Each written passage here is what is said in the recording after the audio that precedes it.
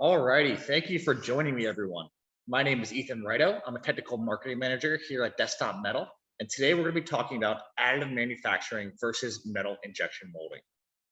Real quick, just a brief overview of what is metal injection molding. Metal injection molding is a powdered metal process that enables you to create these highly complex shapes and then mass produce them utilizing these inexpensive metal powders.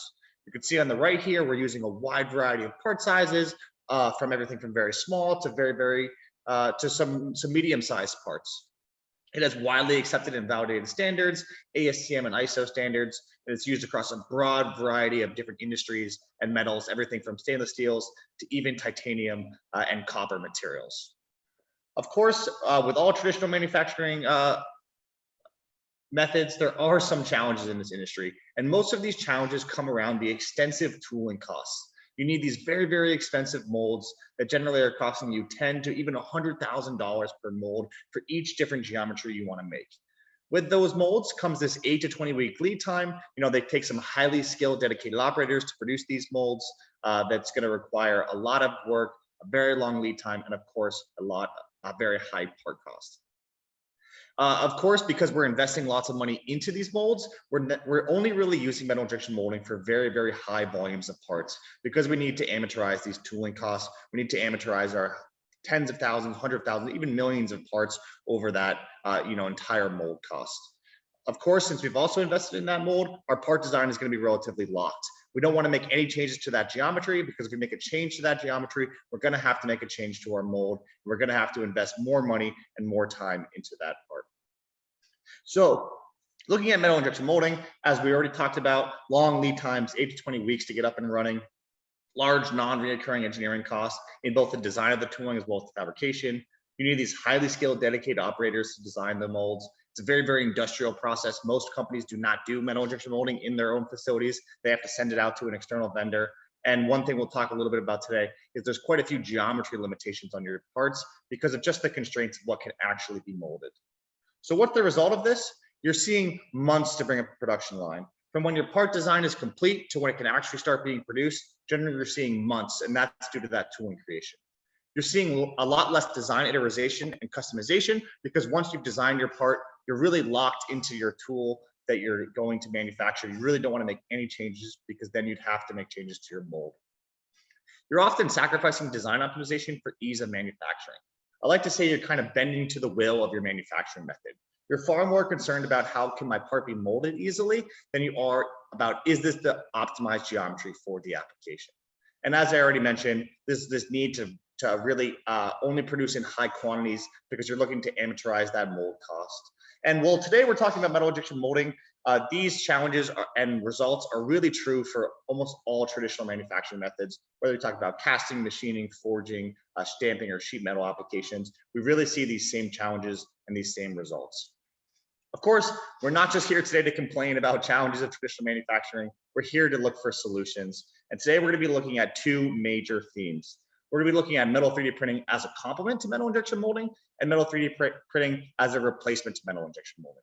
When we're talking about metal 3D printing as a complement to metal injection molding, we're looking at low volume. We're talking about prototypes, jigs, fixtures, tooling, pilot runs, anything that you can print in metal that's going to help assist your metal injection molding parts that you're already creating. Maybe you're printing some prototypes of that part before you invest in the tool to ensure we're getting the optimized design. Then we're going to talk about metal 3D printing as a replacement to metal injection molding. Here we're talking about high volume. We're talking about mass production without tooling via binder jetting, and we'll look at a bunch of examples of this and how you can produce parts in high volume instead of going down the route of metal injection molding. The two printers we're going to be talking about today, which both of them you can see behind me here. The first is the Studio System. This is our office-friendly metal 3D printer. It's great for these low volume applications. It's very safe for the office. No hazardous powders, no dangerous lasers, no special facilities. Just plug it in, start printing parts in your office environment. It has this very easy to use workflow. It's fully integrated with our software. It's going to walk you through each step of the process and these easy to change materials, everything from 17.4 pH stainless steel, 316L stainless steel, even materials like H13 tool steel, copper, and 4140 low alloy steel for a wide variety of different applications. When we're talking about some of the higher volume applications, we're going to be talking about the shop system. The shop system is a binder jetting machine. It's great for these batch productions of end use parts. It has very, very high throughput, allowing for hundreds of parts to be printed per day. It's still quite accessible and easy to use. There's no third-party equipment involved. It's got this easy plug-and-play system. We're going to provide everything you need to be successful with this system. It has extremely high print quality. Over 670 million drops per second are being dropped by this binder jetting system, and it produces these fully dense isotropic parts. So today we're going to be talking about both the studio system as well as the shop system. So let's start with our first theme here, which is talking about metal 3D printing as a complement to the metal injection molding industry. The first thing we'll talk about is prototyping, pilot runs, and low volume production. With printers like the studio system, you're now able to print functional metal parts affordably and quickly during the development stage. No longer do I have to bother my machinist to machine these parts. Maybe I'm prototyping in plastic in the past, but a plastic part is really only good for form and fit. Now I can actually validate my part in the actual assembly, in the actual machine, to understand how that geometry is going to perform. That part can withstand high loading, high heat, corrosion environments to do what we're calling functional prototyping, not just form and fit like you do in plastic. So as you can imagine, maybe we're going to metal injection mold this part in the future, but before we invest in the tens of thousands or hundreds of thousands of dollars of tooling to produce this part, I want to print multiple different iterations. I want to try them in our machine to really understand how they're going to perform before we go ahead and invest in that tooling. A good example of that here is this nail gun head component. This was printed on the studio system in 4140 low alloy steel for just $78. Takes just 11 hours to print. You can see this very, very complex geometry that will later be molded. But for now, we want to prototype this part. It would be extremely expensive to machine, but very easy for us just to print. I can finish the design today at my desk, throw it on the printer. Tomorrow morning, I can come in and it's ready to go into the furnace. Another good example of this is the ability to produce larger parts. Metal injection molding does have some limitations with how large your parts can get, but with our process, we're able to build larger parts like this servo-driven timing belt pulley. We're going to get those same, very similar surface finish and material properties to the metal injection molding industry, but now we have less limitations to part size. This is a great example of assembly consolidation. The original design here on the left was based on some aluminum extrusion. It had these two collared clamps screwed together on either end, and then multiple fasteners to hold this thing together. Required some extensive, expensive post machining to produce this part. And the goal here was this is for one of our customers, Edgar Tool and Die, was how can they produce this pulley and make it less expensive to manufacture, lighten the weight, and lower the inertia on the part as well to allow the servo motors to run faster. This is a great example of some of the new design features that are possible with additive. And you can see, they were able to consolidate all 12 parts into just one part here. We're able to greatly lighten the weight of this part as well. You can see those kind of cutouts that are featured in this part that would really be difficult, if not impossible, to produce with traditional manufacturing. Another great complement to the metal injection molding industry is tooling. Tooling is certainly some of the most expensive and most time-consuming parts to create.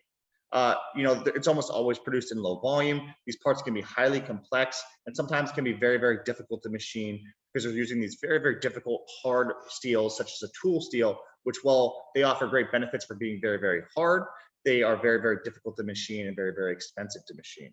So a great benefit of printing your tooling is you're able to simply just print your tooling and touch up any critical dimensions on a 2.5 axis mill rather than having to go down, this very, very expensive machining route. Because now we're not machining our tooling, we're able to have these new higher performance innovative tooling designs since we're no longer limited to machining geometry limitations. So we're going to look at a couple examples of this. This first part here, which is actually complementing a gear that's been pressed and sintered. That pressed and sintered gear is attached to a shaft. Then the whole assembly is going to be induction heat treated. Of course, you need an end effector to automate this process. So this company here is from one of our metal injection molding customers, Alpha Precision Group in St. Mary's, Pennsylvania. And you can see, they're able to print this end effector. But of course, now that they're printing this part, they're not going to leave it completely solid. They don't care about any of this mass in here. So they're going to remove all that mass, which actually lightens the part, allows the robotic arm to move faster for a more efficient operation. Of course, now that we're removing material, this part actually prints faster and costs less to produce because we're utilizing less material because we're building it up layer by layer. Another good example of this is these chuck jaws. These are holding another pressed and sintered gear. This gear is having the inner diameter being machined on it after it's been pressed and sintered just to achieve that critical dimension. With these chuck jaws that are being printed, we're able to perfectly conform to the outside of the gear, which really reduced the operator time for swapping the part in and out, allowing the machinist to be able to cycle more of these parts per day. Also, of course, reduce the lead time and reduce the cost to produce these chuck jaws compared to having to have them custom machined. One more end effector example for you here is this end of arm, also from our customer Egger Tool and Die. You can see on the left was the original configuration, costing about $216 per set, weighed about 1.2 kilograms. The new generative design concept that you're seeing, I'm holding here in my hand, printed on the studio system, just $113 per set, about 0.8 kilograms, so greatly reduced the mass of the part, reduced the thickness of the arms as well, which resulted in some safety benefits. So you can see, the parts going through some automation testing, but one big benefit to reducing the weight here, it actually extends the life of these servo motors. The other components are integral, allowing you to put less strain on your servo motors, less strain on your robotic end effectors to allow those to run faster and longer. So now let's switch over to talking about metal 3D printing as a replacement to metal injection molding, where you're actually going to produce those end use parts in high volume to replace the parts that you would have been doing before in MIM. As we've already talked about a few times now, the real challenge with metal injection molding is this ramp up. Very long manufacturing lead times, high non-recurring engineering costs to set up production. While it can be cost effective at mass production, this initial ramp up's a challenge, 8 to 20 weeks of lead time, large non-recurring engineering costs, which really results in less design and iteration optimization, and it's really not a valid manufacturing method when we're looking at low to mid volume manufacturing. So just to compare this to binder jetting, what does the setup time for metal injection molding look like? Generally we're seeing about a 5-month setup time. That comes from mold design, customer approval, the actual mold iteration, then have to do this actual tool build and sintering support, tray setup, outside processing planning, fixturing design, material qualification. That's usually about a 12-week process. And then you actually start your production where you're doing sample work orders, customer approvals, and volume production for a total time of about 5 months, 20 weeks. So, while this can be acceptable for some very, very high volume applications, for lower volumes, it just really can't be justified.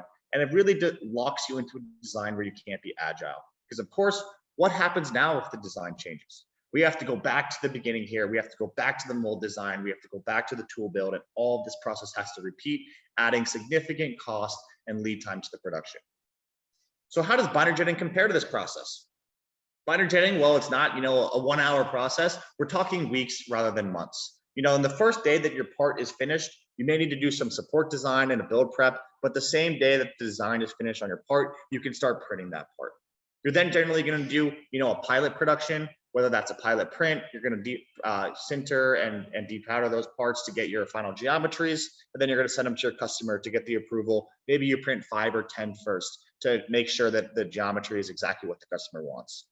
As soon as that's done in that first week, you can then let the machines loose to print hundreds, thousands, even tens of thousands of these parts per day to really produce these geometries in mass volume.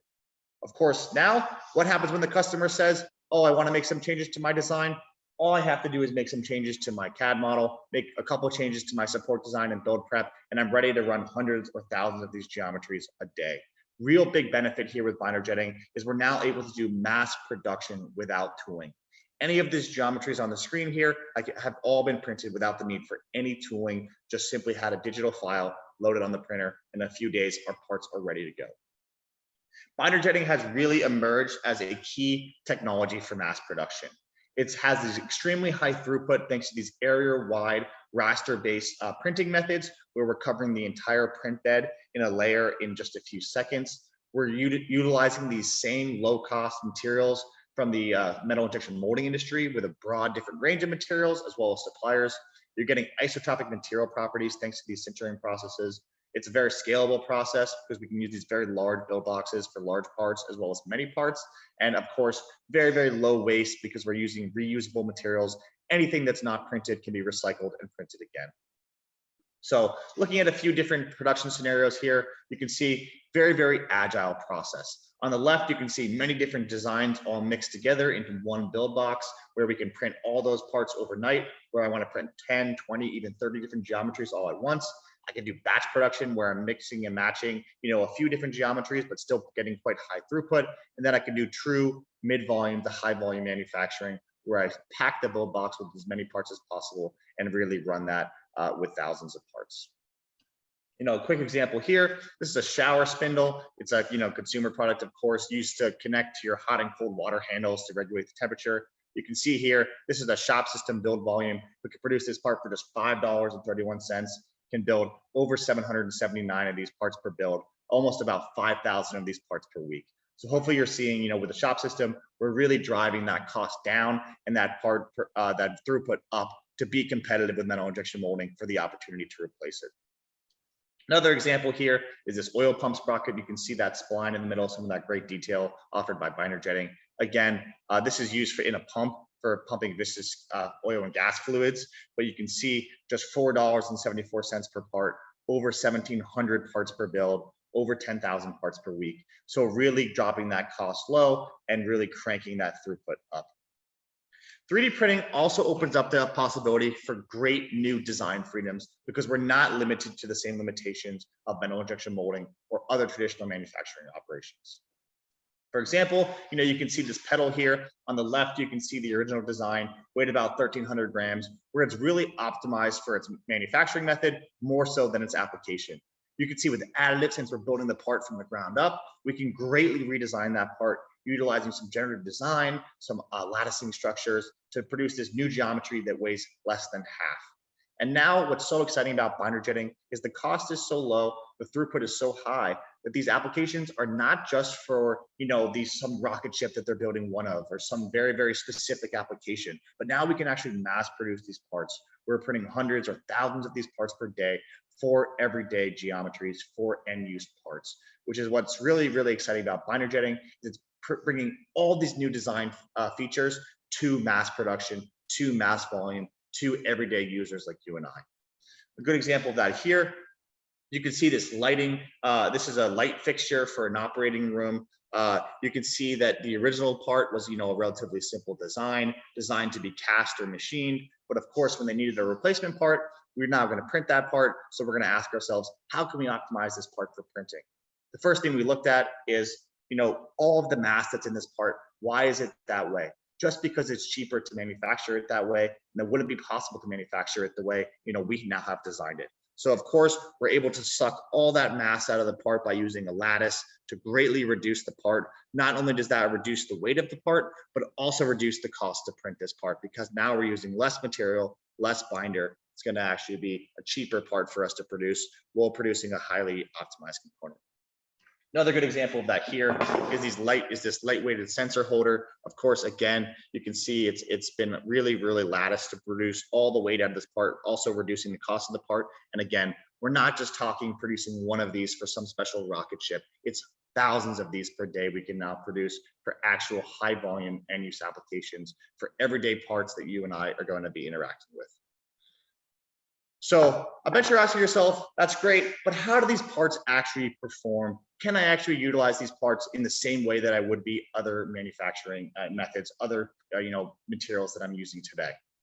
Metal injection molding powders, which are the same powders that we're utilizing, enable the fabrication of highly complex parts with excellent metallurgical properties. You can see, MIM materials really fall just below those of a wrought material with excellent tensile strengths, excellent elongation properties. An important thing to know about sintered parts is that they feature these dense polymer-free metals. Because of the sintering process, the history of the part and its powdered metal origin have been completely erased. The grains of the metal have grown larger than the original powder particles, and you will not be able to tell that the part was printed after the sintering process is complete. It's this homogeneous microstructure that makes these parts extremely attractive in industrial applications and extremely attractive in a wide variety of applications because of these very homogeneous isotropic material properties. Just looking at some material properties, specific to our process, our materials meet or exceed those of the ASTM MPIF standards. We're looking at a 17.4 pH stainless steel on our shop system. You can see our yield strength is about 660 megapascals after heat treatment, all the way up to 981. If you're curious to learn more about our specific material properties, you can head to our website, and all of our material data sheets are available for download, so you can really compare these to how you're making parts today. Another common question is about density. When we're talking about the studio system, which is that machine behind me, very, very easy to use system, our densities have a little bit of a range. With our carbon steels, we're looking at about 94%, and all the way up to about 98% for our 17.4 pH stainless steel to give you those properties that you need. On the shop system, which is that binder jetting machine that we talked about, we're getting densities up to 98% or higher. Really, really excellent material properties for these industrial applications. And as I mentioned before, all of our material data sheets are available on our website. So if you're curious to learn more, feel free to head over to our website.